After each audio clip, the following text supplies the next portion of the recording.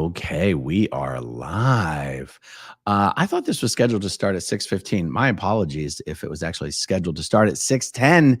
As you can see, guys, I am back. I was in San Diego for almost a week. Then I was in Montreal for a few nights. And I'll tell you, I was originally scheduled to fly back from Montreal. My flight was supposed to leave Montreal tonight at like 7 p.m. And I realized, why am I going to burn an entire day on travel? So I actually got a flight that left at 6 a.m.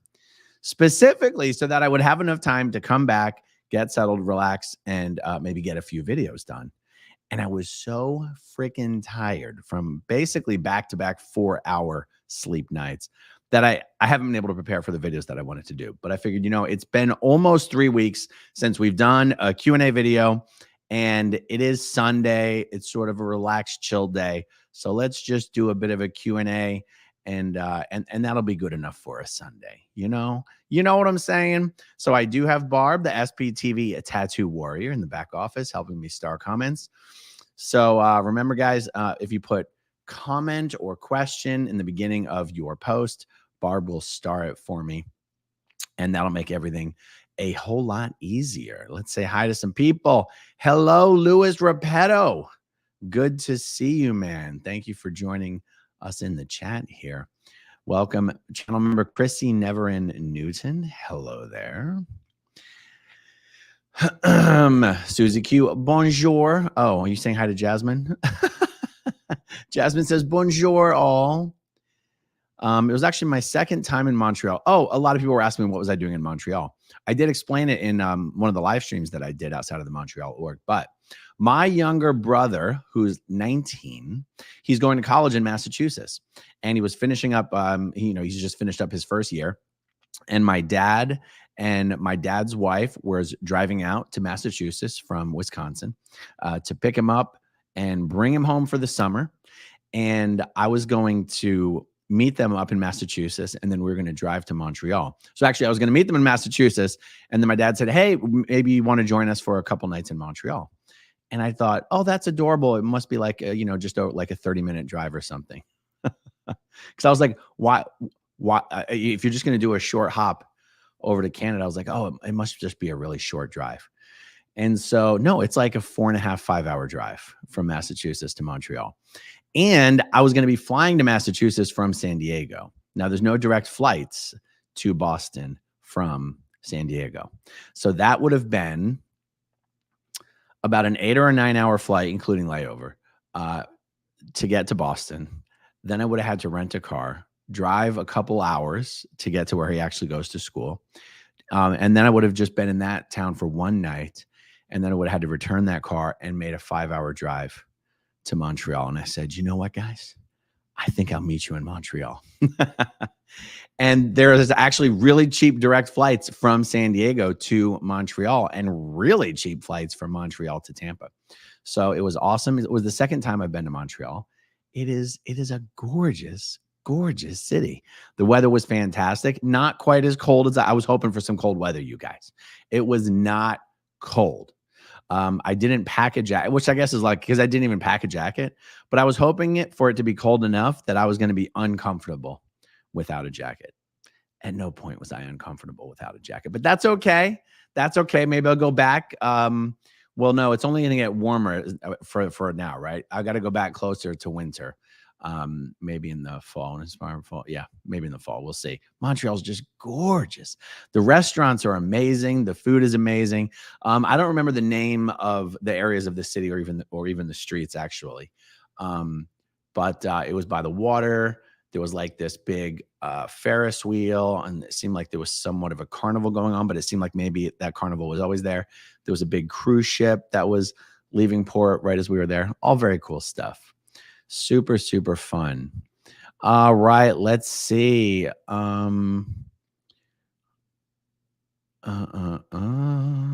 Christian B, welcome.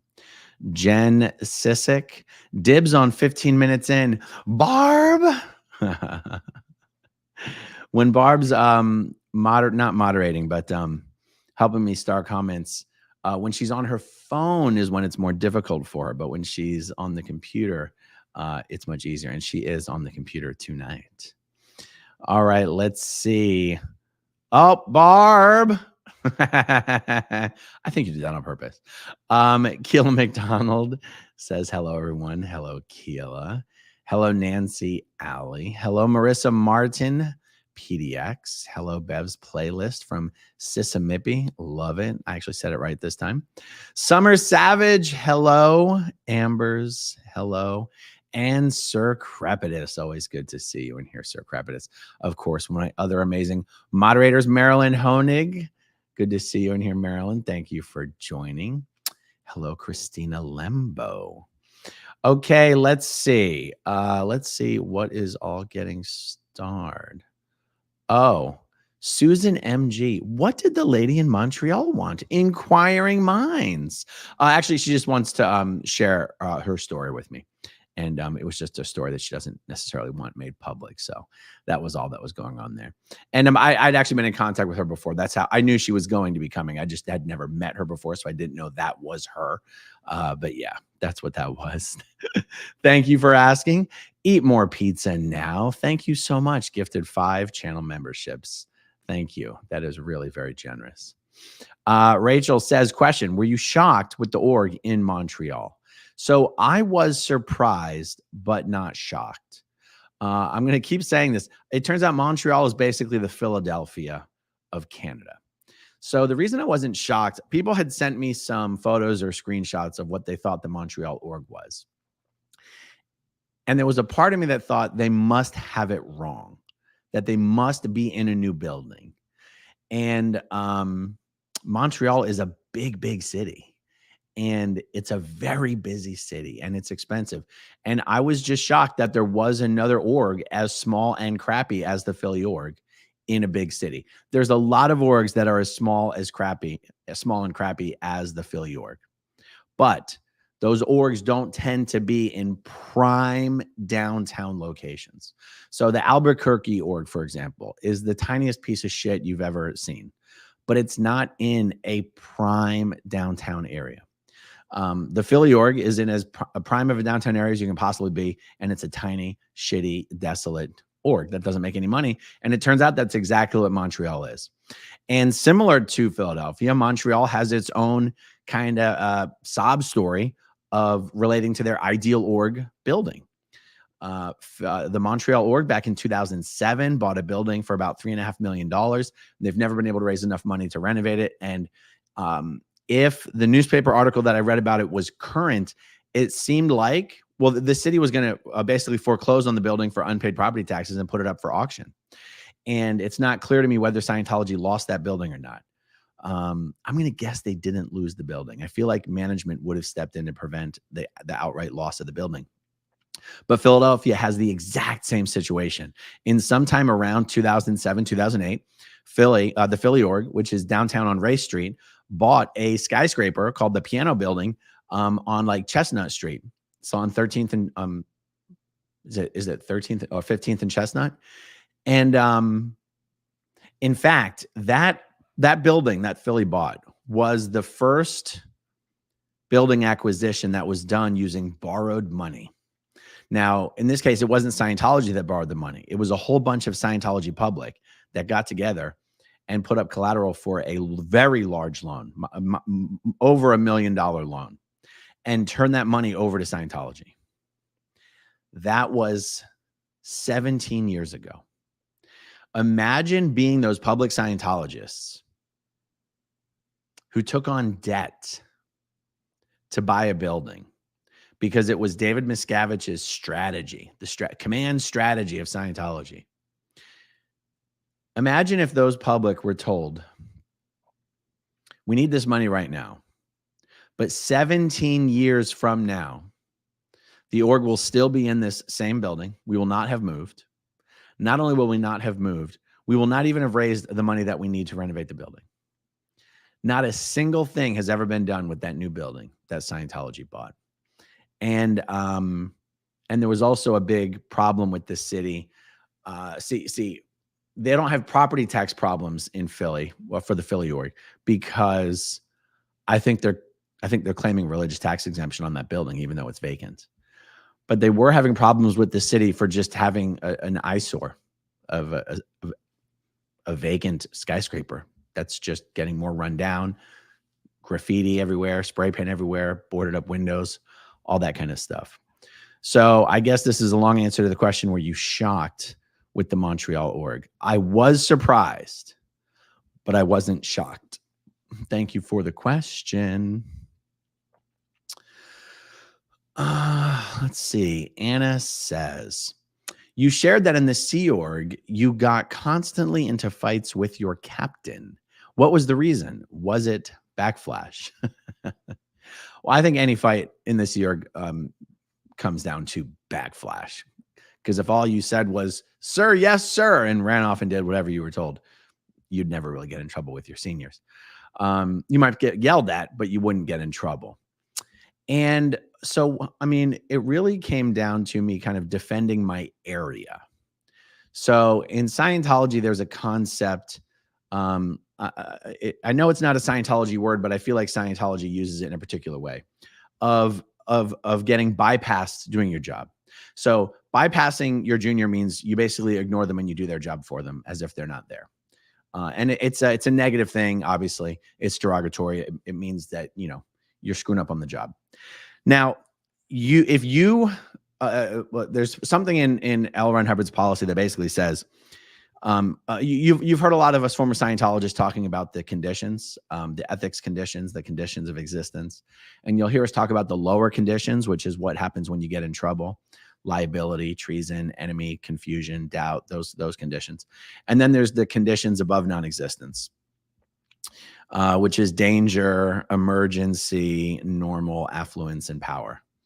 And in Scientology, it's said that if a senior has to bypass a junior, you're automatically in a danger condition. That being said, if an area is in a danger condition, the senior is expected to bypass and handle the situation personally. The reverse is true. As a junior, if you're not in danger and you allow your senior to bypass you, it will put you into a danger condition, and you are supposed to be able to defend yourself and your area and your space against being bypassed unnecessarily. Now, one of the things that's happened in Scientology is David Miscavige has created an atmosphere where seniors are expected to be bypassing juniors all the time. And it's something that, so like where I was in the Sea Org at the American St. Hill organization, which is, we call it ASHO. It's one of the buildings on L. Ron Hubbard Way. The captain, John Lundeen, expected things to be treated like, as the technical secretary, I was over departments 10, 11, and 12. But the deputy commanding officer was expected to directly run Department 10. And the chief officer, who was my senior, was expected to more or less directly run Department 12. And I was expected to more or less directly focus on Department 11. Department 11 is where all the course rooms were. And that's what I had the most experience doing, is running course rooms. And so it's almost like what he expected was for me to operate in a way where I wasn't actually really doing my job. And every now and then I would fight back against that idea. And also every now and then he would expect my senior to even bypass me in the course rooms. And I just wouldn't allow that to occur. And I'm sure there's probably other specific reasons why certain altercations occurred, but John Lundeen is also someone who was prone to have fights. Like me having fights with him was not unique as far as him having fights with people. He would have fights with other, you know, his deputy commanding officer. He would have fights with the flag rep, who was senior to him. Like the flag rep is the name of a post in an org that's really a representative of middle management. And the flag rep does not answer to the commanding officer of the org that they are posted in. They answer to their senior, who's higher up above the org. And John Lundeen and the flag rep came to blows several times. Attempted blows, really. It's usually John like trying to, like, you know, maybe try to swing on the guy, but it's you never had two Sea Org members just like squaring off on each other. It was usually just some explosion of physical lashing out, and then people would jump in and whatever. Yeah, it was never really like a schoolyard brawl situation. with me and John, it was never me actually trying to hit him. I mean, he would be the captain. If I hit him, I'd be on the RPF or I'd be offloaded. It would really be him trying to hit me and then me grabbing him and holding on to him until people would come to the rescue. That's pretty much what happened there. All right. Thank you for the question. Denise Locker says, do you know what is going on at the gold base? I mean, personally, no, I've never been to the gold base. But what people have said is that the gold base, Golden Era Productions, is pretty much the only thing that is still happening at the international management base, that there is no more international management at the international management base. It's been completely dismantled. David Miscavige doesn't even work there anymore. He basically manages all of Scientology from LA, from middle management, from Scientology Media Productions, from SMP. No, SMP is Scientology Media Productions. There's a big dissemination center. Anyway, there's Bridge Publications. There's all sorts of stuff. So, but otherwise at the gold base, I was going to say they still make e-meters, but even then, I don't think that's true. I don't even think they maintain the Mark 8 e-meter. I think the Mark 8 e-meter is maintained through an internet connection these days. And I think they're made in Taiwan, if I recall correctly. And, I think I'd heard mention of something called the digitalization project, taking all the analog properties, all the analog content and media that Scientology has and digitizing it all, digitizing it, one or the other. So yeah, I mean, I don't personally know, but that's just what I've heard through the grapevine. Thank you very much. Amy M says, can dead agent packages be made to give to the police departments on the crimes of the cult? It's not something I'm going to do, but I mean, I don't think it would be effective, really. That's just my personal opinion. I wouldn't waste time doing it, but it's not like I think it's something that shouldn't be done. If someone actually wants to take the time to do that, feel free. I don't know how valuable it would be, but if someone wanted to do it, they certainly could. All right, let's see. What is this question? Big homie Cece and brother Bilaal keep talking about a blood vial that Scientologists wear. What are they talking about? I don't know what they're talking about. There's no such thing like that in Scientology. Julie Landwehr. I'll be in Clearwater visiting my mom in a couple weeks. What are the must-see places or restaurants in the area? We'll check out Nash Keys in downtown Clearwater. That's pretty much the only place I'm comfortable recommending in downtown Clearwater at this point. Let's see, must-see places. The Clearwater Marine Aquarium is a famous thing here in Clearwater, but it was famous for Winter the Dolphin, and Winter the Dolphin is dead now. So but if you come to Clearwater, you might as well go see the aquarium. Of course, we've got Clearwater Beach. And yeah, those are my top recommendations. Okay, let's see. Rachel Sandy. This question comes up a lot. Heaven forbid Scientology lasts long enough. What happens when David Miscavige dies? Any chance that Shelly takes over? Well, there's a chance that anyone takes over. You never really know what happens. People who are familiar with all these personalities much more than I am have simply said that there is no plan, and that it's really anyone's guess. I think in many ways it makes sense that Shelly could be someone who takes over. Arguments in favor of that would be she is someone who personally worked with LRH and knew LRH. At least that's someone. The next person to take over should be someone who can at least claim to have had personal knowledge and interaction and familiarity with L. Ron Hubbard as a person. Shelly Miscavige fits that bill. She's also someone who, worked at the top of the org board for an awful lot of years and is at least familiar with all the personalities involved. I'm not sure if that's actually something that works in her favor or if that's something that works against her. But there's all these other executives that to Scientologists are people who used to be known and visible. Guillaume Leserve, Mark Yeager, Ray Madoff. Heber Jensch is one, but he's in a nursing home. I'm trying to think. Yeah. What's her name? Who's Angie Blankenship's little cohort, the brunette. Damn it, I forget. So it really could. There's no succession plan. It really is anyone's guess. And if you're going to throw people's hat into the ring, you might as well throw Shelly Miscavige's hat into that ring. Thank you for the question. All right, let's see here.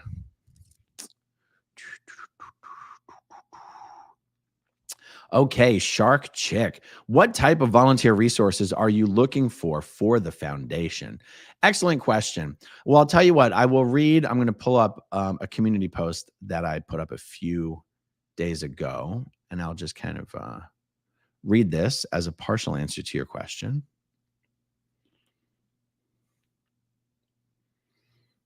Okay, here's the post that I put up on my YouTube community page. Help needed career support for people leaving Scientology. A crucial step in leaving Scientology is finding employment outside of Scientologist-owned companies. We're looking for a compassionate career counselor or someone with similar skills to assist with assessing individuals' skills, recommending career paths and necessary training, creating resumes, helping with the job application process, and preparing for interviews. If you're interested in volunteering or have recommendations, please reach out to us at volunteer@thesptvfoundation.org. Your support is hugely appreciated. So that's a specific type of support we're looking for right now. In general, I'll tell you how, going back to the Aftermath Foundation, I'll tell you how we even defined what it meant to be a volunteer, because the same holds true for the SPTV Foundation. Volunteering for the foundation means if someone is leaving Scientology in my area and they need some particular type of help, I would like to be informed so that if there's a possibility that I am able to provide that help, I would just like to be aware that when the need arises, I would like to know in case I'm able to provide that type of help. That is really what it means to be a volunteer. And because other than that, I'll tell you this, any people out there in the mental health field, regardless of your type of certification, if you would also like to be one of the biggest struggles that former Scientologists have when they are getting therapy is they spend an awful lot of time explaining Scientology and aspects of Scientology to their therapist. And that is expensive and it is a waste of time. You could argue it's not a waste of time because the therapist needs the information, but it is a waste of time if instead the person was able to see a therapist who didn't need to have all that stuff explained to them. So if you're someone who has, through watching SPTV or other means, become quite familiar with Scientology and the concepts and the words and the lingo, and you are in the mental health field, and you would like to be, because when on our list of volunteers, we sort of have a specialized version of that list for people who are therapists or licensed counselors in any way, shape, or form. And on that list, we keep track of, what states and cities are they in, what type of certifications do they have, what type of offer are they making? Are they offering a certain amount of free therapy sessions? Are they offering reduced rate therapy sessions? What is the cost of the therapy sessions? And we're not ever going to get into the business of recommending therapists to people because that's sort of above, our pay grade or anything we want to get involved in. But what we will do is have a list of therapists, including their specialties and all that kind of stuff, that we will provide to people, former Scientologists or people leaving Scientology upon request, so that they can follow up and do whatever diligence they want to do and find someone that they're comfortable with and work at all the, who's best for their insurance, or if they're not insurance, work out the cash pay situation, all that kind of stuff. So I hope that's a good answer to the question. And thank you for asking it. I appreciate that. All right, let's see.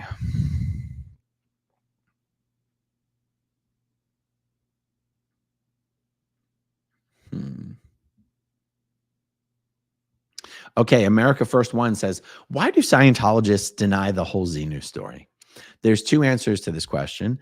The main answer is most Scientologists do not know the Xenu story, and they don't know that it's real. And they think that it's just some fake story that a bunch of evil SPs made up to make Scientology sound stupid and silly to the world, but that it really has nothing to do with what Scientologists believe. And they believe that because you only learn about Xenu on OT3, and OT3 is part of the confidential levels. And if you haven't done that level, you have no idea what's on that level. And it can be hard to imagine that any secret could really be kept that well, but it really, really can. And it really, really is. So that's the number one reason Scientologists deny the Xenu story. The second reason is, well, kind of the same thing. Even those who know, it's strictly confidential. Even acknowledging that that is what is on OT3 would be the same thing as telling people what's on OT3. And that will get you immediately barred from Scientology and expelled forever. When you do the confidential levels, you read specific references that L. Ron Hubbard wrote about the security that is expected of these upper levels. And the security is taken so seriously that even a married couple, let's say both married couples, had gone way past OT3. Maybe they were both OT8. They are not allowed to speak to each other about the OT levels or what's on them.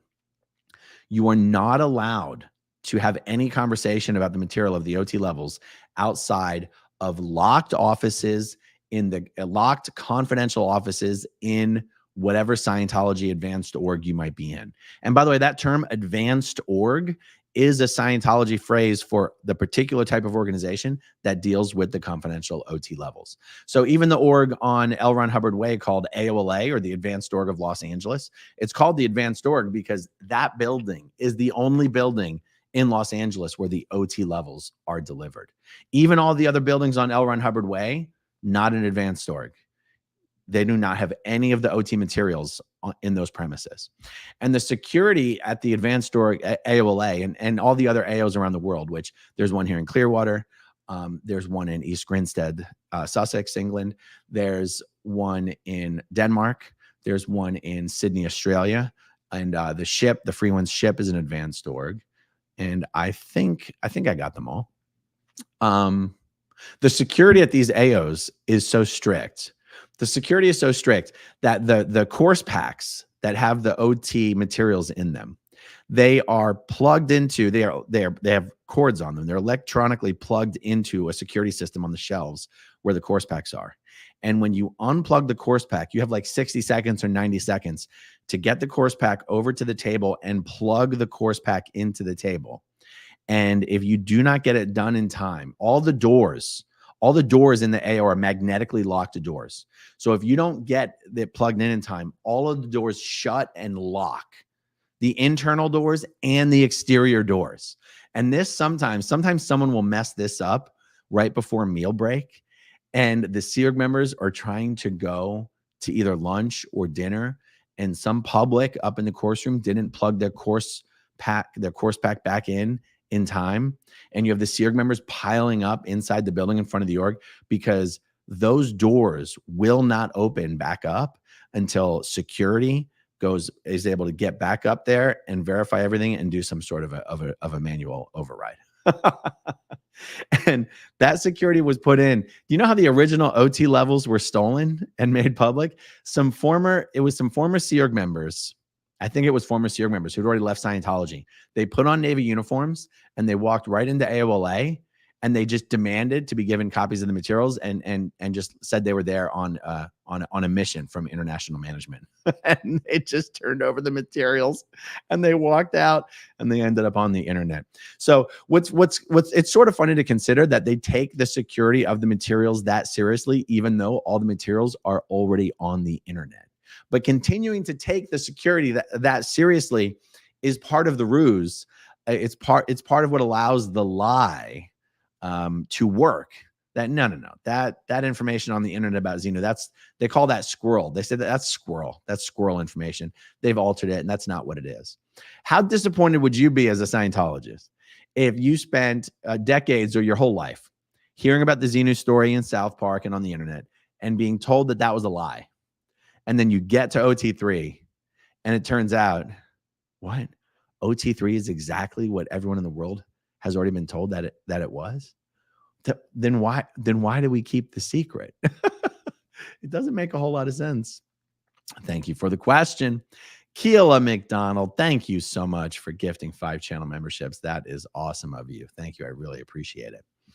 Okay, let's see. Just a Northern Girl. How was I've been saying poutine. How is the poutine properly pronounced? Poutine.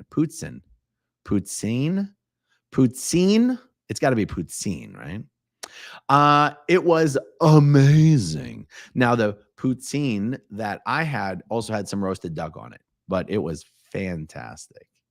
And it was funny. We had a whole conversation with the waiter who wasn't French Canadian. He was French.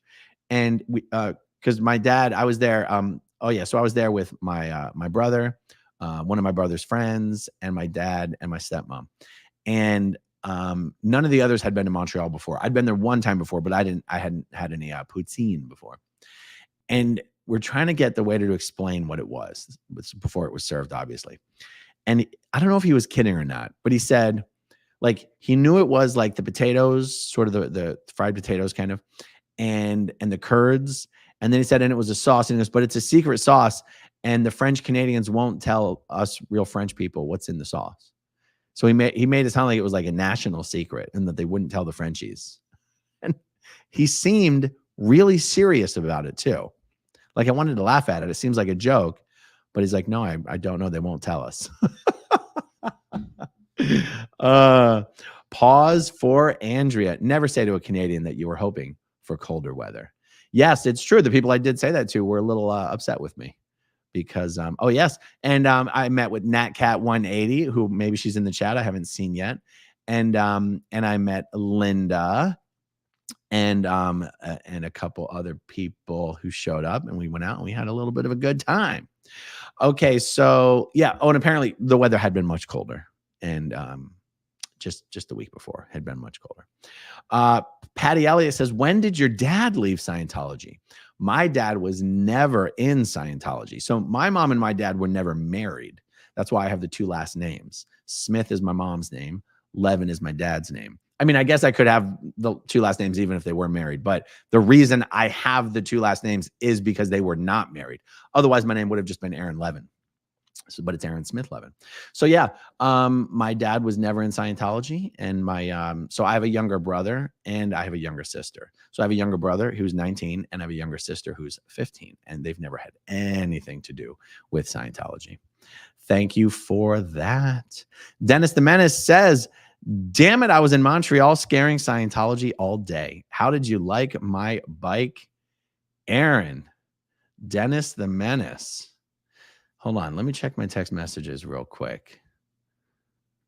I know that seems like a weird thing to say, but hold on.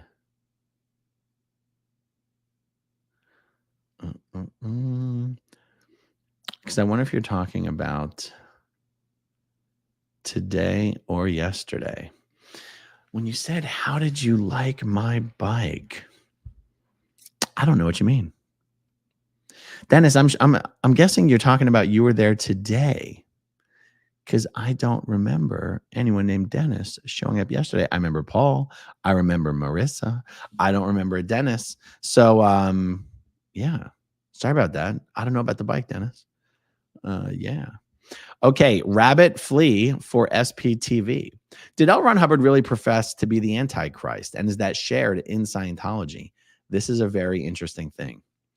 When I've tried to explain this, I go, okay, yes, he said he was the Antichrist, but in order to know what he means by that, you have to know Scientologists don't believe in Christ. They don't believe in God. They don't believe in the Bible. They don't believe in heaven. They don't believe in hell. What he said, Scientologists don't believe that Christianity and the Bible or the Quran or the Torah or whatever. Am I using that word right? Because there's not a separate Bible for Jewish folks, right? They just believe in the Old Testament. Let me see. What is the Torah? The Torah is a compilation of the first 5 books of the Hebrew Bible, namely the books of Genesis, Exodus, Leviticus, Numbers, and Deuteronomy. The Torah is known as the Pentateuch, or the 5 books, whatever. Scientologists don't believe that the holy books are holy. They believe that the religious texts of the world's mainstream religions are things that we as beings, collectively, societally, civilizationally speaking, have been electronically programmed by our psychiatrist alien captors to evolve these religious stories and write them down and pass them on through the generations as a part of the strategy to keep the population controlled.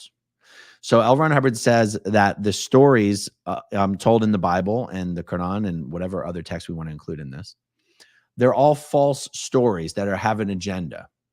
And L. Ron Hubbard said that the agenda, and I'd be curious to get different former Scientologists' perspective on this to see if they all took away the same thing that I took away on this subject. The agenda of the whole story of the second coming of Christ was to get a whole bunch of people on planet Earth, following the Bible and Christ, and so that they would be looking forward to the return of Christ. But that return of Christ in reality would be the next invasion of the alien invader forces. And so it's almost like when L. Ron Hubbard says, I'm the Antichrist, what he's saying is that the story in the Bible is like flipped on its head. And the good guys are really the bad guys, and the bad guys are really the good guys. Now, when I've spoken to my Christian friends about this, they go, yeah, that's exactly what the Antichrist would say. And I go, okay, I get what you're saying, but you really have to understand, Scientologists don't believe, not just in Christ, they don't believe in God, they don't believe in the devil, they don't believe in Satanism, they don't believe in demons, they don't believe in anything but Thetans. And yes, it is funny that Thetan rhymes with Satan. That Thetan is Satan with a lisp. Not today, Thetan. So my understanding is that the first edition of OT8, L. Ron Hubbard told this whole story, that his presence as L. Ron Hubbard sort of fulfills the prophecy of the Antichrist in the Bible. And apparently that little story didn't go over very well with the people who did the first version of OT8. And my understanding is that has been removed from OT8. New OT8, that version of OT8 lasted for a few years. People, from what I've heard, from what I understand, and that there is no place in Scientology anymore where L. Ron Hubbard claims to be the Antichrist. And the only place that actually occurred was on the first version of OT8, and that's not there anymore. And that people who do OT8 these days will be like, I don't know what you're talking about. But yeah, that's the answer to the question. Thank you very much. Rabbit Flea for SPTV. Okay, Judy Dolan says, what are some good places to see in Philly? I'll be visiting with my family who just moved there. It's been a while since I've been back to Philly, but I would just say go to the Reading Terminal, the Reading Market in downtown Philly. It's just a really cool place with some amazing food. And of course, go down and check out the Old City down by the water. And you got to go to either Pat's Cheesesteaks or Geno's Cheesesteaks just so you can say that you've been there. And, they've got the Liberty Bell, they've got the Independence Hall and all that kind of stuff. If you want to do touristy stuff, you pretty much got to do that. Otherwise, there's just the art museum, the Philly Art Museum is the famous steps that Rocky ran up in the movie. People like going there.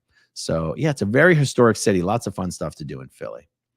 Okay, Dreamscape asks, why are the PC folders, tapes, sec checks, etc., not the property of the individual Scientologist? For example, since they have paid for these services, an argument can be made they own the results. So the best analogy that comes to mind is if you go and see a psychiatrist, you don't own your patient file. And the better answer to your question is, in Scientology, when you sign up for major services, there's these release forms that you sign. It's these release forms that have the arbitration clause where you agree to take any dispute to arbitration. One of the forms in the agreements that you sign is that your PC folders don't belong to you. You surrender any right you have to any of the files that Scientology has on you. That's the real answer. Scientologically speaking. But, like I said, in other fields, there's plenty examples. Like, you don't own your medical.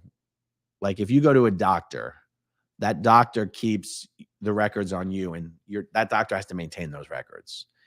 And you can ask your doctor to send your records to another doctor, but your doctor's never going to my recollection, and again, people can fact check me on this, I don't think the doctor's not gonna be like, here's your file.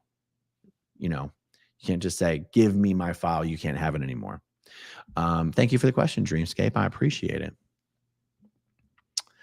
Oh, Dave's Deep Dives. If I were to protest my local ideal org in Amsterdam, would it be better to say the clear cognition in English or Dutch? To what level does Scientology translate their courses? Very good question. All the Scientology materials are translated into all the major world's religions, all the world's major religions, especially Dutch. Is that the word? That it's Dutch, right? Yeah. And why do I say especially? Oh, yeah, because there's a lot of Dutch Scientologists. So, and you know what? They all speak English. Yeah. So the Holland. Hold on. The Netherlands and Holland are the same thing, right? Is Netherlands and Holland the same? What is the difference between Holland and the Netherlands? Many people seem to think that the two names are interchangeable, but North Holland and South Holland are actually just 2 of the 12 provinces of the Netherlands. Oh, okay, fine. And why are the Dutch called the Dutch? The Dutch is used as an adjective for the Netherlands, as well as the demonym. I don't know what that means. The origins of the word go back to Proto-Germanic, blah, blah, blah, blah, blah, blah. Okay, doesn't matter. They all speak English from what I recall. So you could do both. So yes, Scientology translates all of their stuff, but I don't know the literal translation that they chose to use. But again, I've been mocking up my own reactive mind all along, and I'm not doing it anymore. And look, if they all speak English, you might as well just do it in English, because who cares? They can translate it themselves. Okay, let's see here. Parabox said that I missed you, Aaron. I live in Saint-Jean-sur-Richelieu near Montreal, but buses are a hassle. Well, I got to tell you, I feel like I will definitely be back. Flights between Montreal and Tampa are super, super cheap. And it's a really fun city, and I would like to go back. So when I do, I'll try to give as much advance notice as possible. The reason it was hard for me to give really much notice for when I was going to be at the org is because the primary purpose of my trip was for family stuff, and I didn't know when I was going to be able to squeeze it in. And I didn't actually think I was going to have any time to go until Sunday. And that's why I had originally booked my flight for so late on Sunday. And then once I made it out there on Saturday, I realized that the only reason I had made my flight so late on Sunday was because I thought that was going to be the only time I could get to the org, because otherwise leaving late on Sunday was extremely inconvenient.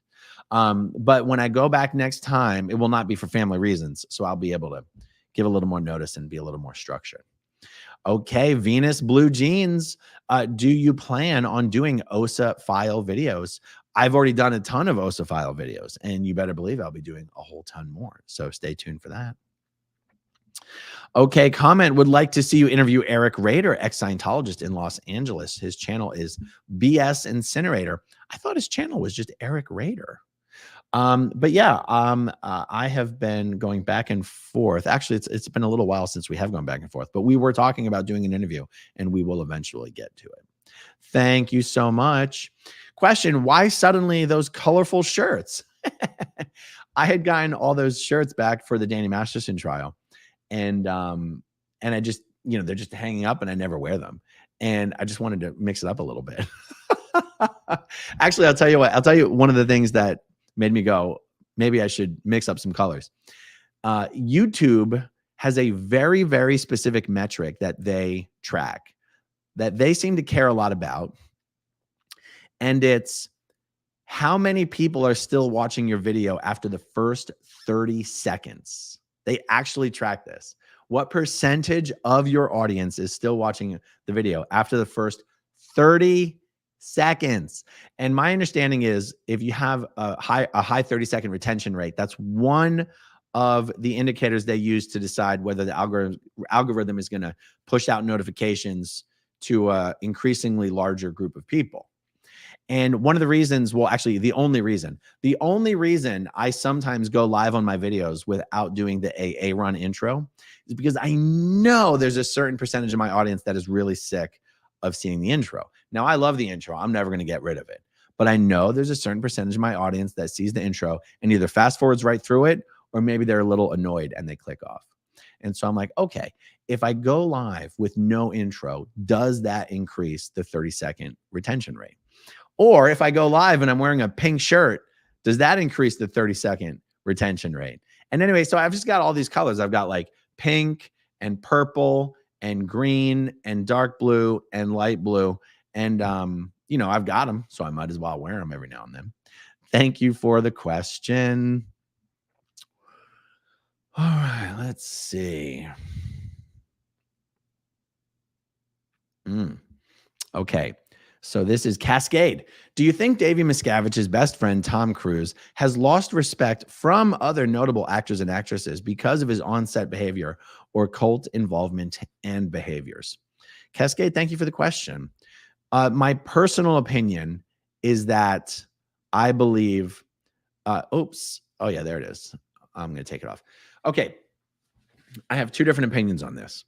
One is that I think in the entertainment industry, people might have an opinion of what they think about you personally, but they still have a more important opinion about what they think of you professionally.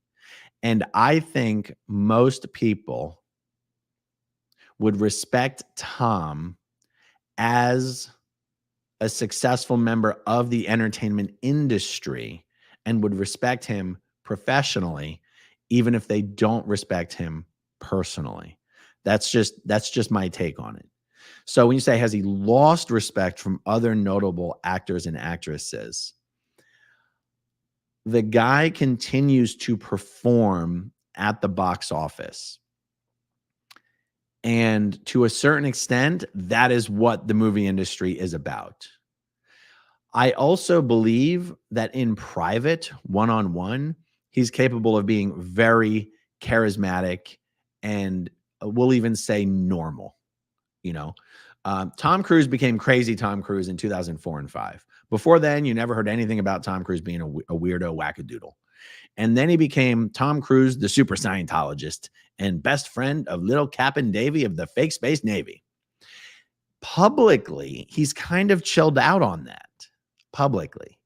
And, you know, you know, it's funny because like in Leah Remini's book and in some of the other stories that Will Smith and Jada Smith told, it's clear that even in his private life, he was becoming kind of a wackadoodle. And I guess you could wonder, well, the guy can't even get and keep a girlfriend. He's got to be a wackadoodle, right? I'm sorry. I think the fact that his best friend is a cult leader makes being Tom Cruise's girlfriend a little weird or a lot weird. But I think when it comes to dealing with him professionally or even privately, as long as the Scientology stuff is kept out of it, I'm sure he's a total normal, nice, charismatic dude. And, you know, actors and actresses tend to be very insecure people who just want to succeed as best as they can. I know it's easy for us to think of the A-listers who can all basically write their own checks and do their own projects. But for the, oh, well, look, your question does say, does he lose respect from other notable actors and actresses because of his on-set behavior? The only on-set behavior I've heard about or seen or anything was during the pandemic when he screamed at the cast members for violating the rules. And that was pretty unhinged behavior. But I think to a certain extent, that actually might have even earned him some respect from some industry peers for being willing to put the success of the project ahead of other things. Being really long-winded about this. I think what loses Tom Cruise respect is very specifically his support of Scientology. The fact that he can't keep a girlfriend and a wife, and the fact that everybody knows it's because of Scientology and it's because his best friend is a cult leader. I think that is what has caused Tom Cruise to lose respect of people. That being said, I think those same people who've lost respect for him would still do projects with him if they thought it would benefit them. That's really where I'm going with this. Thank you for the question. Old Frizz. Hey, Aaron, did you buy that lovely shirt in Montreal? Nice to see you changing up your look a bit lately. Oh, this is not a new shirt, actually. I have 5 of these shirts, and these are the shirts I would wear all the time before I switched over to the black button downs. And I like these because they fit better. They're more, they're not actually tailored, but they look more tailored. The black shirts are a little baggy and billowy on me. And so I've been mixing up a little bit with these a lot, especially when I go out. I like wearing these shirts when I go out. They're kind of, it's a perfect mix of casual and fancy, you know? So yeah, no, I didn't get this in Montreal, but thank you for the question. Anna asks, were you at Flag when Lisa McPherson died? When did you first hear and understand what had happened? I have weird memories about this. Let me Google when Did Lisa McPherson die? That is not the right answer.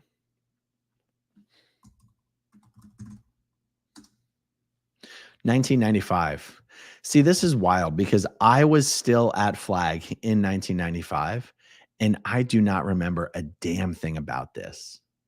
I do not remember anything about it. I do not remember. Remember, I was an outer org trainee. I wasn't actually a Sea Org member at Flag. I wasn't a Sea Org member. So at Flag at that time, you'd have Sea Org members who were at Flag because they're posted at Flag, they're Flag staff. You had Sea Org members who were there because they were on the training program, but they were posted from they were sent there from other Sea Org orgs. So those were outer org trainees, but they were Sea Org members. And then you had regular class 5 staff members like myself at that time who were training at Flag, just like the outer org trainee Sea Org members and just like the Flag Sea Org members, but we weren't Sea Org members. We lived with the Sea Org members. We worked with the Sea Org members. We were all on the same schedule. We were all doing the same thing. We all following the same rules, but we weren't Sea Org members. And so I don't remember this, but I'll tell you, Serge Del Mar, and also Jenni Miscavige, we were talking about this last week. They remember David Miscavige giving the entire Flag Sea Org crew a briefing about Lisa McPherson. And the emphasis of the briefing was, this is why we can't allow crazy people on the base. Look at what a flap this psycho caused. And me and Jen and Serge are going to do a chat about this sometime soon, because I want you guys to be able to hear their memories of what David Miscavige personally told them of, look at the huge flap this crazy psycho caused, putting the entire base at risk. This is why we cannot allow people who are security risks to come onto the base. That was David Miscavige's concern. Look what Lisa McPherson did. Little did everybody know, it was David Miscavige who was the case supervisor on her auditing, who was directing her auditing. So yeah, I do not have any personal specific memories of Lisa McPherson or what happened or what bullshit they told us. I just don't. That's why at first I thought that she must have died after I left in 96.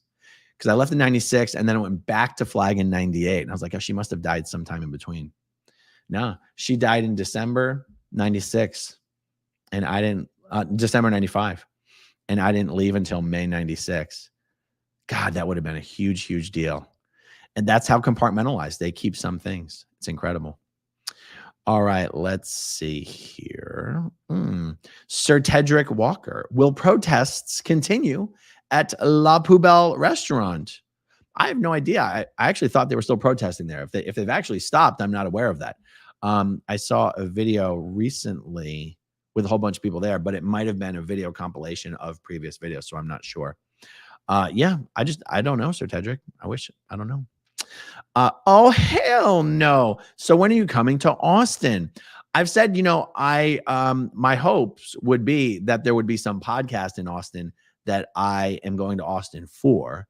And if that is the case, then I will extend my trip and stay in Austin and do protesting. And so who knows? That could happen pretty soon, you guys. So we'll see. Old Frizz says, did you see Mike Brown, Sterling, and Jenni's stream? It was so interesting and entertaining. I highly recommend. Well, yes, actually, I was watching it as because today I was traveling. I flew home today. And as I was driving from the airport back to home, I was jumping back and forth on all 3 of their streams and saying hi in the live stream. So I didn't get a chance to watch the whole video. I think I jumped in when they were already live for like an hour, and then I was able to watch them for about a half hour. And that's what I saw. But it was really fascinating. They have so much in common on their shared experience in the Cadet Org in Los Angeles that hearing those chats are just amazing. Thank you for the question. Bev's playlist from Sisamipi. Do you enjoy traveling? Where would your dream trip take you? I love Ireland and Hawaii. My dream is Australia or New Zealand. Yes, for me, it's Ireland and Germany and Australia. Those are my top 3 that I'm dying to go to that I haven't gone to. I've done a lot of traveling, and I love traveling for the most part. I love traveling, but I don't like being away from home. Wait, I know that sounds like a contradiction. I love airports. I love planes. I love being in new lands, but I also really enjoy being at home in my own bed. I'm feeling like Ireland will probably be next on the list pretty soon.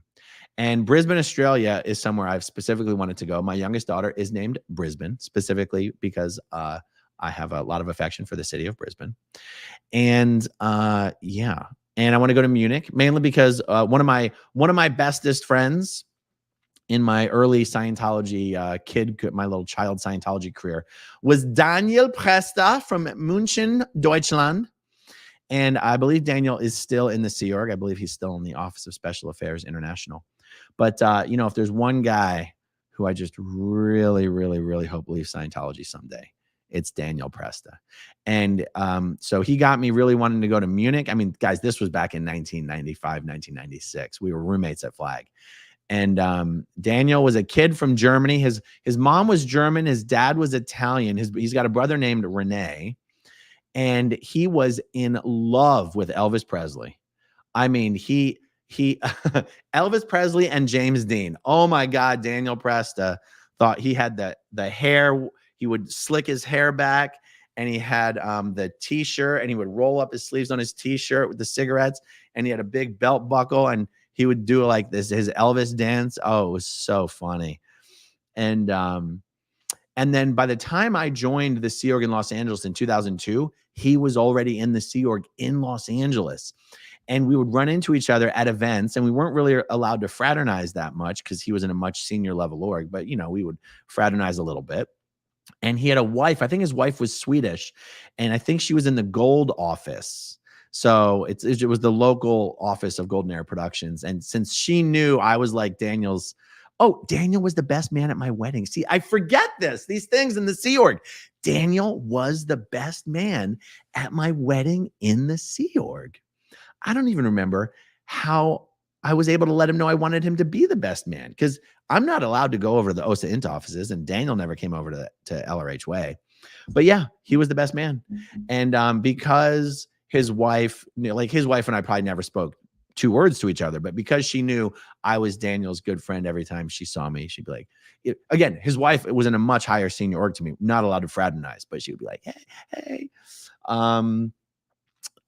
Yeah. So yeah, Munich, Germany, Ireland, Dublin, Ireland, and Brisbane, Australia. That's my top 3 for now. All right, let's see. Nerman Odkin. What happened to Boston Org on 448 Beacon Street? Nerman, I got no idea. I got no idea what you're talking about. Is that the current building? Is that the old building? Did it burn down? I don't know. I feel like I'm missing some context here. But sorry, Nerman. Wish I could help. Okay, let's see. Richard Francoeur. Hello. Aaron, all the block belonged to the church. At the other end of the building is the Purif Center. Back in 83, there used to be a disgusting children daycare area above the Purif Center. Are you talking about the Montreal Org? So they do own that whole property all the way to the end that looked like an abandoned apartment building?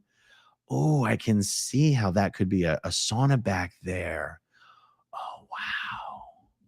Can you, Richie, if I don't see it in the live chat, can you shoot me an email and verify for me if you're talking about the Montreal Org? That's awesome. Letty, sweetie, hello from Ireland.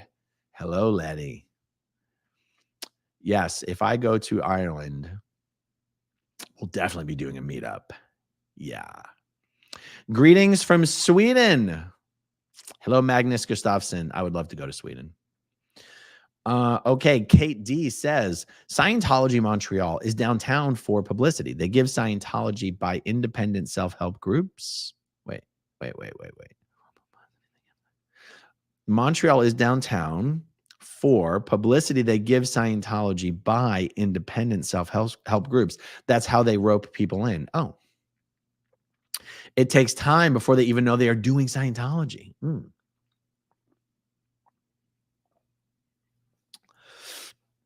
that makes sense. Hugs and Kisses 27. Have you ever thought of having an SPTV app? You may ask why, but I can think of reasons. I have not thought about it. My general approach to everything that we're doing is less is more. There's no reason to ruin a good thing by trying to make it too much of this or too much of that or whatever. That's just how I feel. So no, I haven't thought of doing an app, and I'm not even sure I would be in favor of such a thing.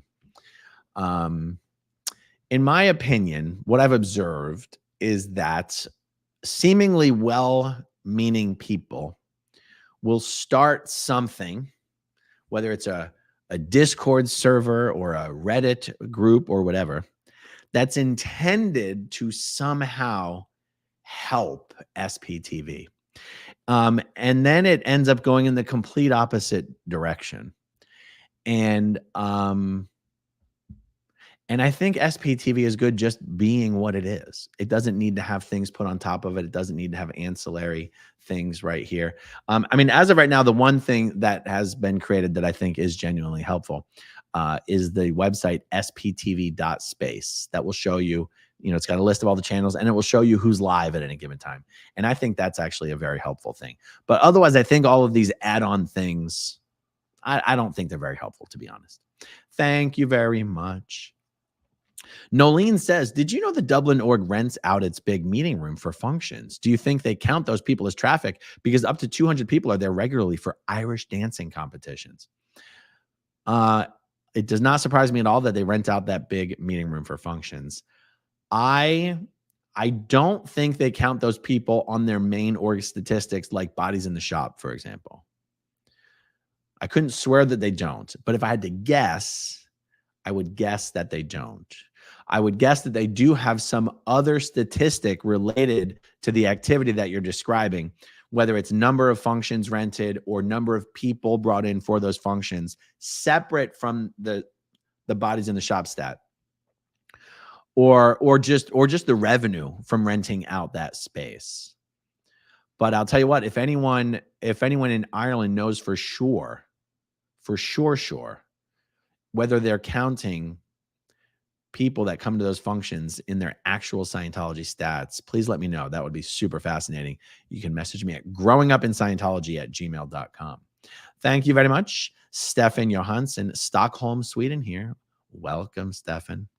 Welcome from Stockholm. Okay, Sir Crepitus, after you left Scientology, was there a period of time you still believed in LRH tech? If so, how long did it take to lose those beliefs? Excellent question. The answer is no. When people talk about believing in LRH tech, they're usually talking about auditing because that's the main tech of Scientology. And I didn't even like auditing, giving or receiving when I was in Scientology. So if we're talking about auditing, the answer is just hands down no. Now I've explained a bunch of times that it was the big ideas, the big concepts in Scientology that I did believe in, even though there was a lot of the little ones that I didn't believe in. So like most of all the PTSSP tech I thought was total horseshit, and I didn't believe in that at all. I did believe in the prison planet stuff. I believed in full OT. I believed that you had to get up the bridge in order to avoid the between lives implant stations and regain all your past life memories. And I knew that you were supposed to have to do the bridge to get all those things, but I didn't know how I was ever going to do the bridge because I didn't like auditing. And that was a big problem for me. And so in that respects, I guess you could say, oh, well, I guess you could say, did you still believe in all that stuff when you left Scientology? And the answer would be no. The reason I left Scientology is because I no longer believed in all that stuff. Once I found out there were no upper OT levels, that was a myth. Once I found out from Dan Kuhn, who was the director of the LRH RTRC, LRH Technical Research and Compilations.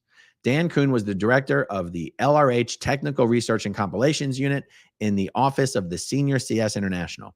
And his job was to go through all the material L. Ron Hubbard left behind and compile them based on some instructions that were existent and I guess just common sense. Compile them into courses that could be sold and delivered. And if anyone in the entire world would know whether L. Ron Hubbard left behind any upper OT level materials, it would be Dan Kuhn. Well, Dan Kuhn left Scientology. First, he left the Sea Org, and I think he might have been an independent Scientologist for a while. But to my understanding, he's no longer even an independent Scientologist. And when I heard directly from Dan Kuhn's mouth that there were no upper OT levels, I said, oh, someone should have told me that a long time ago. I'm done with this bullshit.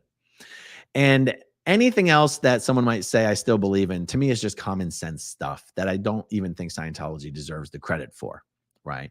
Like, I think there's certain ways of approaching people with communication if you're trying to actually resolve something that I feel like I might have learned in Scientology, but I also could have learned that anywhere else. The idea of looking up the definitions of words that you don't know the meaning of, to me, is just a common sense thing to do if you're trying to learn, trying to learn new knowledge, like when you need to know what the words mean.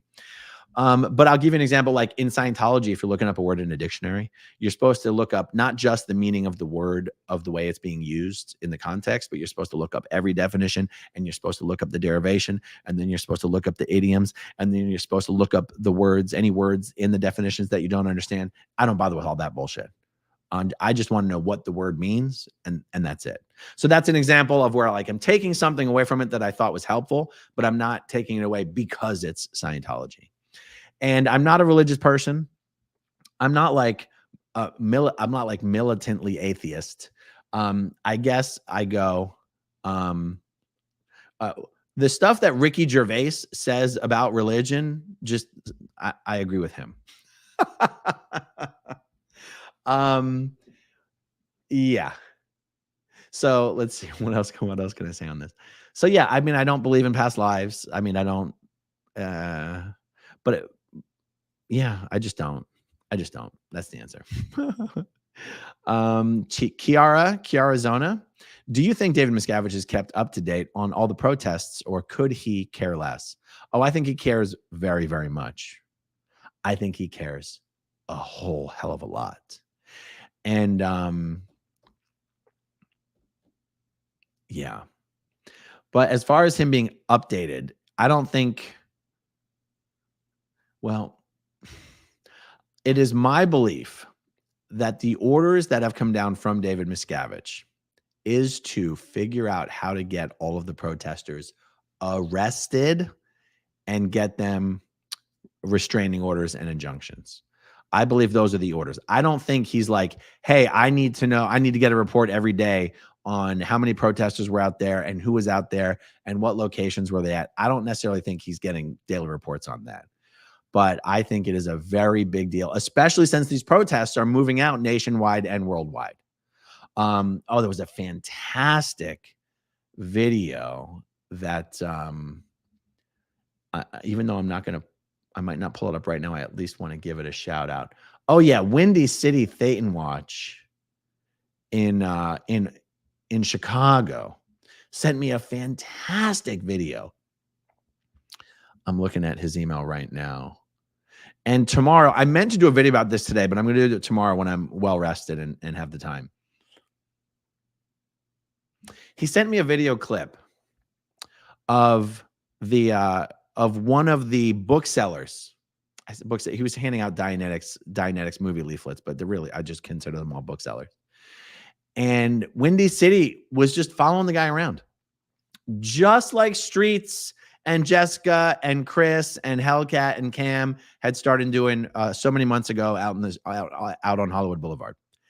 And he was just following the dude around. And every time the guy passed out a flyer to someone, Windy City was right behind going, that's a cult. You don't want to take that. And he would actually ask the people for the flyer back.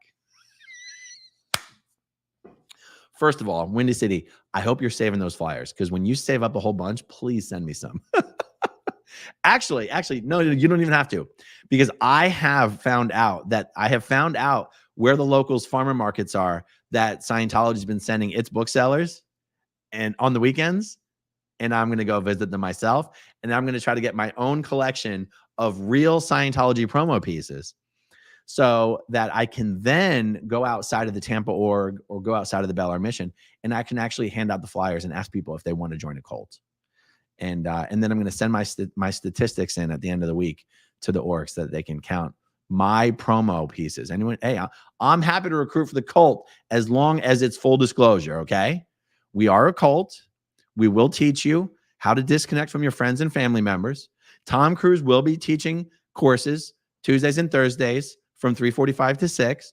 And we do offer lines of credits. We take cash, credit, and check. And for a limited time only, we are offering lines of credit at very competitive interest rates if you sign up this week. So, what was I responding to? Oh, the protests. Yes, because these things are rolling out nationwide and worldwide, it is going to make it impossible for them to bring in new people using the method that L. Ron Hubbard said is the most effective method. Now, we might argue that it hasn't been effective in a long time, but that doesn't matter. Scientology says it's supposed to be effective. Scientologists think it's supposed to be effective.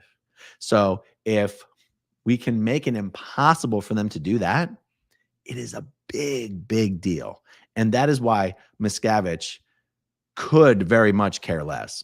I think what you meant to say is, couldn't he care less? But he could care much less than he does, because it's actually quite a big deal.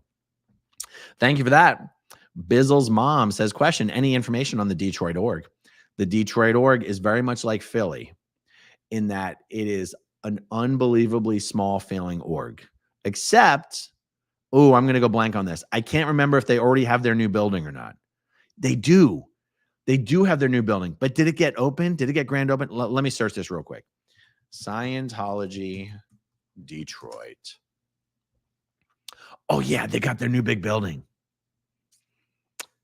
Yeah. Oh, damn. It is a beautiful building. Oh boy, I'll tell you what, there's probably as much activity outside, or they're trying to do as much street recruitment outside of Detroit as they are in Chicago and Austin and LA. We got to get some people out there in Detroit if we do not already. Actually, let me pull up. By the way, the address in Detroit is 1 Griswold Street, and that's going to be downtown. Okay, let me go to SPTV.space, because one of the things they have on this website, SPTV.space, they'll show you not just who's live right now, but it's basically kind of an index of channels by city. Okay, okay. So in Michigan, they've got the Battle Creek org and they've got the Detroit org. So in Battle Creek, there's a channel called Battle Creek Squirrel Squad. And in Detroit, there's MM Khalees 2884. You know, I'm missing my USB hub that I used to plug in all my screens. I just ordered a new one. It's going to be arrived tomorrow. So I can't do my screen share with you the way that I normally would. But guys, if you go to sptv.space and you go down to the city level, you're going to see these two channels. Let me make sure I'm subscribed to these right now. Yep. Battle Creek Squirrel Squad is Bobby Joe Kellogg, and I am subscribed to her channel. And Detroit, let me open this one up, is Fat Grammy. The channel is called Fat Grammy, all one word, FATGRAMMY, and the handle is at MMCALEESE 2844. So M Macaleese 2884. I would love to see a bunch of activity outside of the Detroit org. Okay, let's see. Beth O'Toole, how far up the bridge did your wife make it? Okay, so you're talking about Heather. She had attested to the state of clear, but I'm pretty sure it was last life clear. And everyone in Scientology who had attested to last life clear was told, you're not really clear. So she was de-attested from clear. And I really don't even think she did her grades. I don't remember if she did her grades or not. She had gotten, so once you finish clear, there's a whole bunch of auditing that you have to get in order to be ready to start the OT levels. And generally speaking, that's called OT preparations, but it's also mostly just security checks, interrogations. She's had hundreds and hundreds and hundreds of hours of OT preps, sec checks. And yeah, so in Scientology terms, she's not even clear, and she never did the OT levels. Thank you for the question. Let's see. D. Marie, welcome as a new channel member. Vintage Mama of 3, thank you so much for gifting 5 channel memberships. SPTV Tattoo Warrior says, Summer Savage has a channel about being a moderator. Can we give her a shout out? I will send you a clip. Well, there you go. There's Summer Savage's shout out. I didn't know she had a channel. Yeah, if email me a link to that, Barb, if you don't mind, for laters.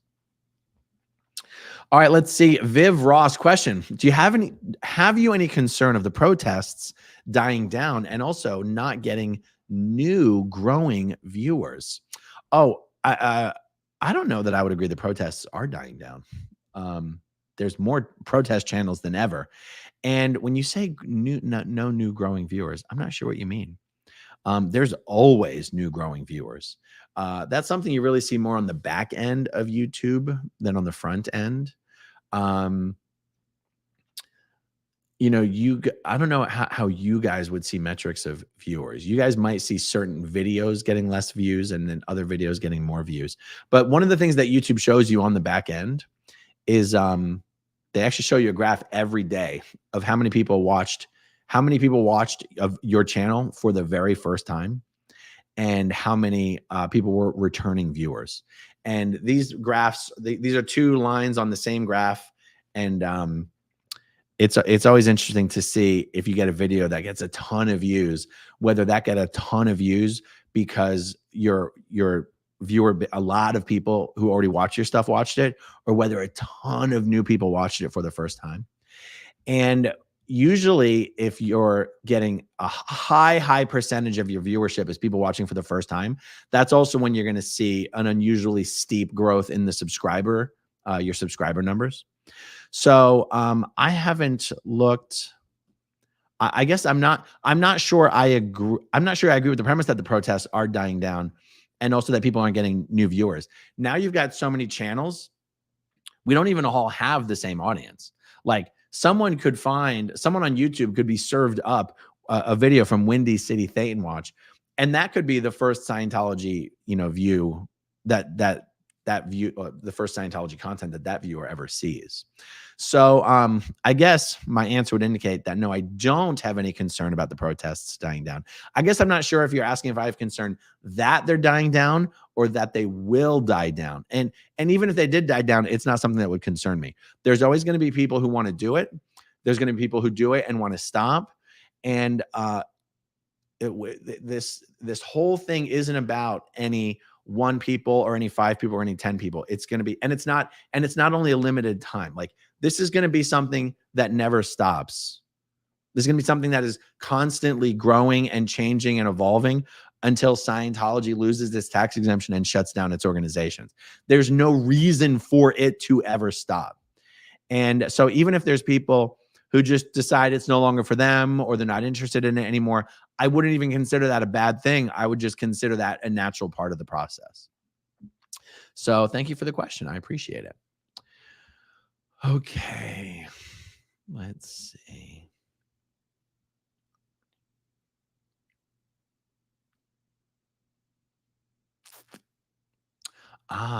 D. Marie, have you and brother Bilaal planned an interview anytime soon? So it's been a little while since we've been in touch about it. So I wanted to do it just because it would be easier. I wanted to do an interview with him, over StreamYard, the way I would normally do an interview. And he wanted to do an interview here. And now that I've got the space set up, we could do it here, but I'm still grooving in the process of recording and editing. And what would be, yeah, it's basically something we both want to do, but we just have to work out the logistics is what it comes down to. What is this? Keelan McDonald. Did you see Confident Chris's mod class? No, I didn't. I don't know what that means. Did he do a video about how to be a channel moderator? Marisa Rezzara. Hey, Aaron, Paul and I were really happy to meet up with you yesterday. It was fantastic meeting both of you. We did get a chance to go out and hang out and have a little bit of food and have some drinks afterwards. And yeah, it was really great meeting you both. Thank you so much for coming out. That was awesome.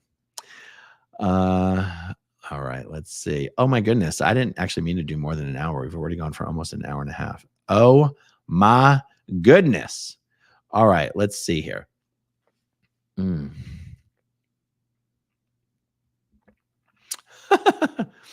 Do you have any advice for getting the courage to take your power back when someone is making videos about your life you'd rather them not, or have all your private info public? Huh. The best advice is just to ignore it because there's really nothing you can do about it. So why stress out about it? And otherwise, as you've seen me do a few times on my channel, if someone's actually trying to more or less blackmail you, just take the power away and go public with the information yourself. But otherwise, you can't control what people say about you. And so there's no point trying. Yeah. I mean, that's really the best advice I can give. Thank you for the question. Better together. Let's see. Scrolling through here. Does it matter to you? Not to me. Says, I hate to ask, but what was the Portland deal in 1984, 1985? I was at the Delphi then and got shuttled down to the courthouse for it. I just don't remember. And when are you coming to LA again? Super interesting. Okay. I only know the broad strokes on this because it's been a while since I studied up on it. There was a lawsuit by a former Scientologist. And I think the former Scientologist might have only done some entry-level courses. I could be wrong about that, but that's my recollection of it. And they sued Scientology for a number of things, like infliction of emotional distress and all that kind of stuff. And the jury found in favor of the plaintiff and found against Scientology. And the judgment, between whatever damages and punitive damages the jury found was so large, it could have bankrupted Scientology. And so Scientology's solution was to fly thousands of people, and at that time there were thousands of people to fly in, to Portland to basically protest and demonstrate outside the courthouse and in the park in nearby, to basically demonstrate. And I don't know the exact cause and effect relationship here, but the judge did eventually greatly reduce the amount of the award to a level that it was manageable for Scientology to pay. And even then, Scientology took like 20 years to pay. Now, Scientologists believe that Scientology won that lawsuit. They didn't win that lawsuit. Oh, Larry Wollersheim. Not one thin dime for Wollersheim was the chant. I hope I'm not getting this mixed up with someone else.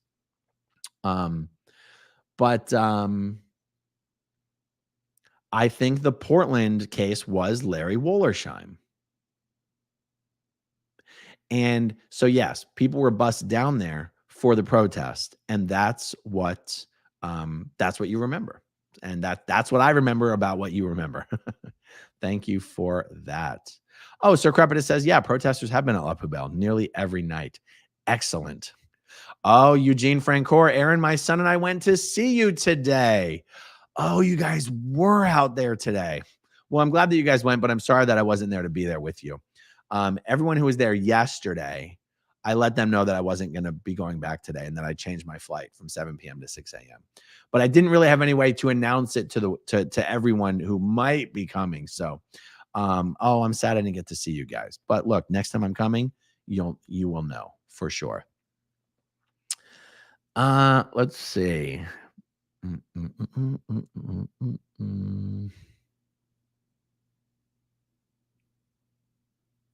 Oh my goodness, KCKat. After breaking my foot in 3 places, finally in a walking boot and ready to hit Kansas City, Org again. Have posters, 160 pieces of chalk, and an LED backpack with the SPT Foundation phone number, a dancing duck, and it's a cult programmed in it. I am in love with these LED backpacks. They are amazing. I'm so glad more people are getting them. They are so cool. Oh, KCKat, that is awesome. Well, look, one of these times, more and more, I'm going to want to do these videos where I jump onto SPTV.space and see who's live and try to promote channels and highlight channels. KCKat, one of these times when you're going out, before you head out, text me and tell me that you're going to be out there. And I'll see what I can do. That would be a lot of fun. Old Frizz says, Aaron, if you go to Ireland, Scientology has a place in a posh suburb of Dublin called Dalkey. Recently saw a picture somewhere of a kid showing a completed purification certificate. Yeah, I've seen a lot of these promo pieces lately with kids doing the purif. It's terrible. King of Chug, welcome as a new channel member. Okay, Up Mayo says, we want Barb sweatshirts or we will revolt.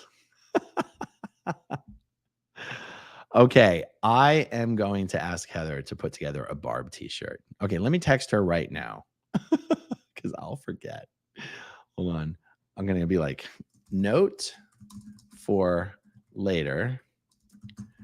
Remind me to tell you about making t-shirts, etc., that say Barb. That is going to be great. Amber Vanass. When I was in the Cadet Org, we had to help clean the saunas at the PAC base because it was so gross. Oh, it was so gross. Amber, have we spoken before? I can't. Can you email me at growingupinscientology@gmail.com if we haven't done a chat before, and if you'd like to do a chat, we should do a chat. Anita Cat Mom confronted some Scientologists in Munich. They're super aggressive. Yes, I would expect the German Scientologists to be aggressive. All right, let's see. Perth Scientology Audit says Ireland's org is a community center. Yeah, the situation in Ireland in Dublin for Scientology is a strange one because, Ireland, and you guys can all fact check me on this, but I believe they have a 0% corporate tax rate or damn near 0%, which is why there's so many major pharmaceutical companies doing, they call it a tax inversion strategy, where they are all relocating their corporate headquarters to Ireland. And it is my understanding that the reason Scientology has kind of just like pretended that they've got this big establishment there is I believe they are using Ireland as their corporate headquarters for all the Scientology organizations over in Europe that do not have tax exempt status, and that they funnel the revenue through Ireland to take advantage of that near zero corporate tax rate. That is my understanding. And so it also makes sense, just in my opinion, that they're pretending to be much more community focused there than they would anywhere else. Like in Clearwater, they're the opposite of community focused. In Clearwater, they initiate boycotts against local non-Scientologist owned businesses to penalize the city of Clearwater for not doing what they want. But in Dublin, they're trying to be really nice. They're trying to be really good. I'm actually surprised that they even rent their space, meaning I would have guessed that they offer it for free. If they actually even accept money, I'd be shocked. But yeah, thank you for that. Oh, what is this? Oh, Vintage Mama of 3. I see that one. I'm going to leave that there for now. Oh, this is funny. Hausdorff. Is Prison Planet a Scientology thing? I don't want to get political, but there are certain people on the far right who use that phrase as well. You would be correct. Let's be honest. We're talking about Alex Jones. Alex Jones's website is prisonplanet.com. And there's a lot of Scientologists who go, oh, how does he know? Politically speaking, Scientologists do lean pretty heavily to the right. And that's become even more true since 2016. Like before 2016, Scientologists leaned right mostly for reasons due to mental health funding.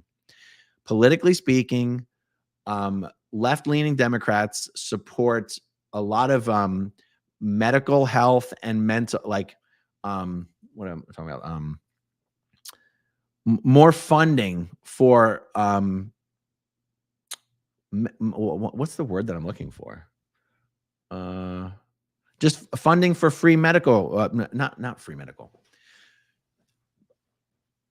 Politicians who lean to the left tend to support legislation that increase government funding for medical services, and that includes mental health services. And Scientologists will oppose funding for any mental health initiatives more than anything else. Scientologists, when they're going, who do I vote for? They're not, I'm sure on an individual level, they'll give you all sorts of political party arguments and things like this. But really what they're told to care about is which politicians do not support funding for mental health and which politicians have been friendly to Scientology. So prior to 2016, Scientologists tended to vote for right-leaning politicians, but more for just those reasons.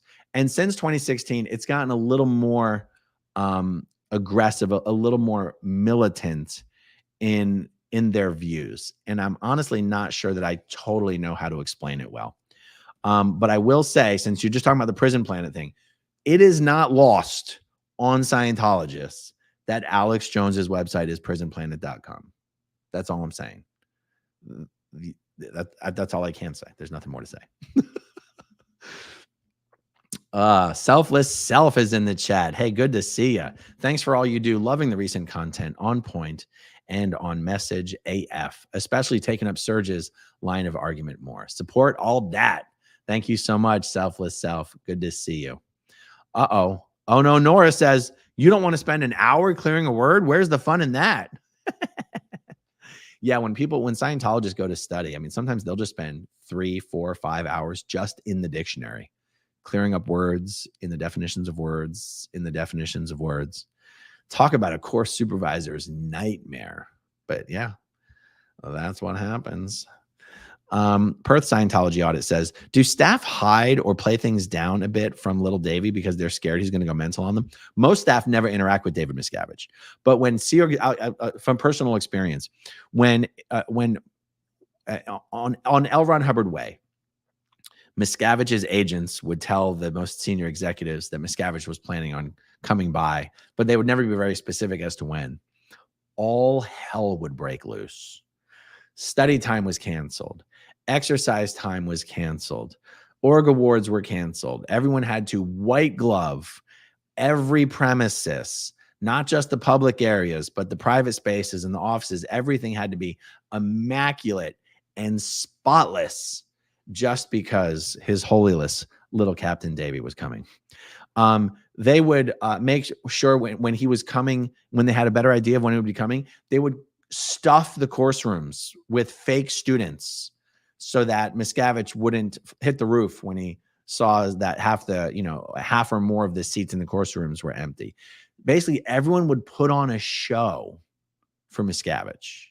And this is one of the things that honestly pissed me off, because remember, I was a Miscavige loyalist. And you might go, oh, wouldn't you want everyone to put on a good show for him? I was like, no, if I was Miscavige, I'd be furious that people were lying to me and covering up. I would be furious that people didn't want me to know the real state of things. Little did I know, the reality is Miscavige loves the fact that everyone puts on a show for him. He loves it. That's what he wants. He knows damn well that's what everyone does. That's why he gives everyone an advance notice that he's coming. Otherwise, why give advance notice? If you really wanted to know the real state of things, you would just drop in. But that would be very inconvenient to find out how bad things really are, you know?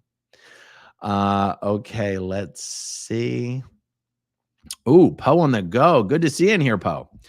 Growing up in Scientology. Want to see the proof of how Scientology abandons buildings? Check my live from the Hart building in Battle Creek. Ooh, I got to see that. Poe, send me a link, though, because I'll forget.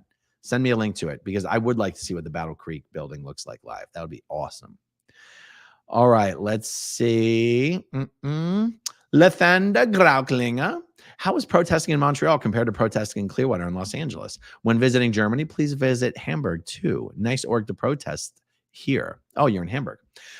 Okay, so obviously going to Montreal was much less exciting than even going out on the mean streets of downtown C-Dub. There's just nobody there. And to be honest, it's probably the same if I went to Philly, but I'd actually be even more comfortable in Philly because at least I would know the 3 people that were there. So there was like 3 people in the Montreal org, but I didn't know them. If it was Philly, there'd also be 3, but I would know them. And the reason I know that is because one of the streamers in Philly, let me see if his channel is on the SPTV space. SPTV.space. Let me pull up the Philly channels. I'm not sure if there's more than one. Philly. Okay, Keith 103 is the Philly channel. Okay, his handle is at Keith 103, but the name of the channel is Scientology Audit Philly NDC. I dropped in on one of Keith's videos, and the people that were on screen were people that I knew. It was Dan Westcott, Renee Ames, or Renee Westcott because they're married now, Chris Owens, Steve Olek. I mean, I would be having a blast if I was outside the Philly org and those guys were there. So yeah, for me, the problem with doing a tiny org like Montreal is that not only is nothing happening, but I don't know the people who are there. There's got to be some former Scientologists. There's got to be some actual, the Francoeurs. The Francoeur is a former Scientologist. Oh yeah. That's why I got to make sure the Francoeurs come out next time. Thank you for the question, Lathanda. Anne from Canada. Love that you came to Canada and had a poutine. It was good. Thank you. I'm glad I went as well. And let's see here. And Debbie with an I. The moment the planet gets cleared, what happens? I don't know how many angels can fit on the head of a pin. Luckily, the planet will never be cleared. Someone who's still in Scientology pointed out to me that not only is Scientology losing members faster than they can recruit any new members, but he put it into even starker perspective for me. He said Scientologists are dying of old age faster than they can recruit new members. There are more Scientologists dying of old age each week than there are new people joining Scientology each week. That's pretty incredible. So we don't have to worry about them clearing the planet anytime soon. Okay, we're going to do something. I did it one other time before, and I want to do it again. We are going to do a raid. Guys, we got about 1,500 people watching right now. Stay with me. Don't leave. Help me do a little raid. Okay, we are going to raid Confident Chris. Stay with me, guys. Don't leave. I'm going to set this up on the back end of the YouTube studio real quick. I am going to set this live stream to auto redirect to Confident Chris's live stream once I hit end. And if it redirects you to Chris's stream, can you jump into his live chat and say, hey, we're doing a raid.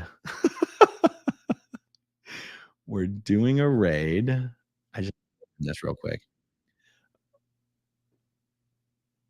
Okay, so he has one going right now. Ugh.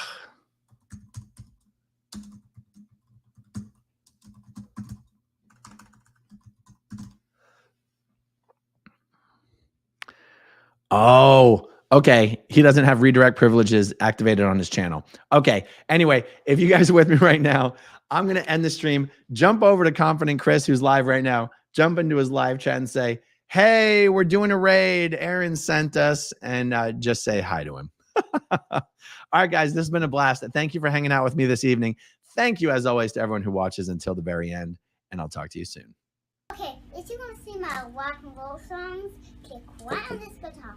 And if you want to see a different one of my videos,